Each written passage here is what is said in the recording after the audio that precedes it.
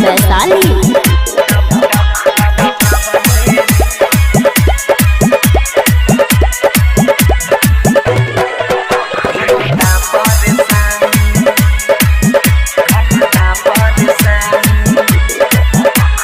घरे कंकर खूब हो चलल न जाई छै,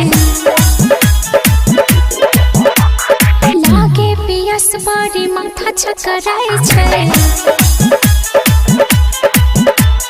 घरे खूब कंकर हो चलल न जाई छै, लागे पियस बड़ी माथा चकराई छै।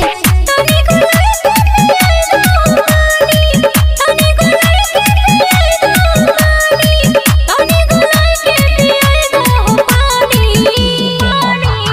खाइला ना भांग वाला टबलेट घटता परेशानी, खाइला ना भांग वाला टबलेट घटता परेशानी, खाइला ना भांग वाला टबलेट घटता परेशानी, घटता परेशानी।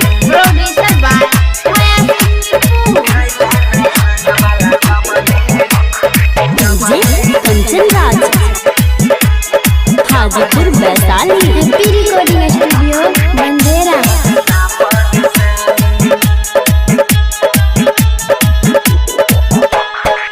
एको डेग चल लागे छे भारी, चली जेबा हम चढ़ के गाड़ी।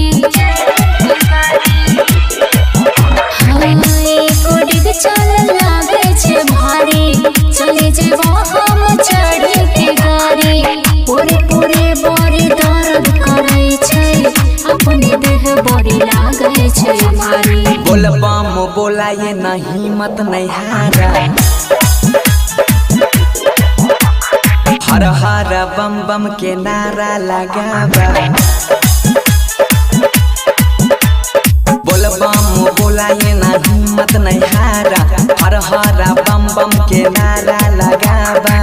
तनी गुलाई के पियाई दो पानी, तनी गुलाई के पियाई दो पानी, तनी गुलाई के पियाई दो पानी।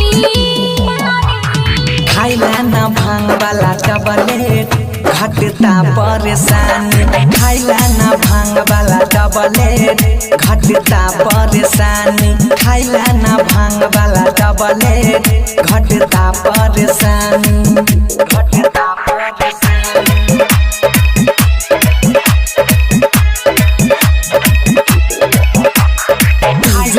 Kanchan Raj, Hajipur Vaishali. Happy recording studio बंदेरा।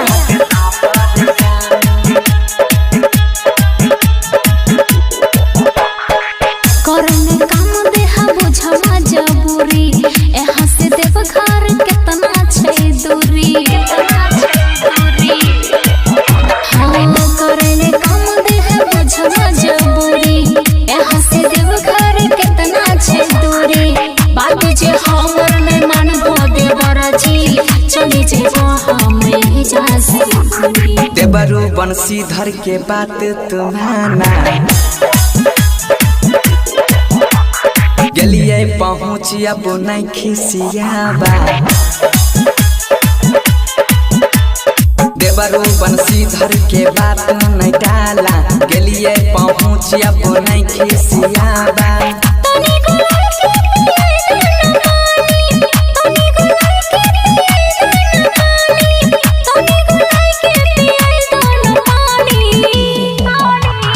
खाइला ना भांग वाला टबलेट घटता परेशानी, खाइला ना भांग वाला टबलेट घटता परेशानी, खाइला ना भांग वाला टबलेट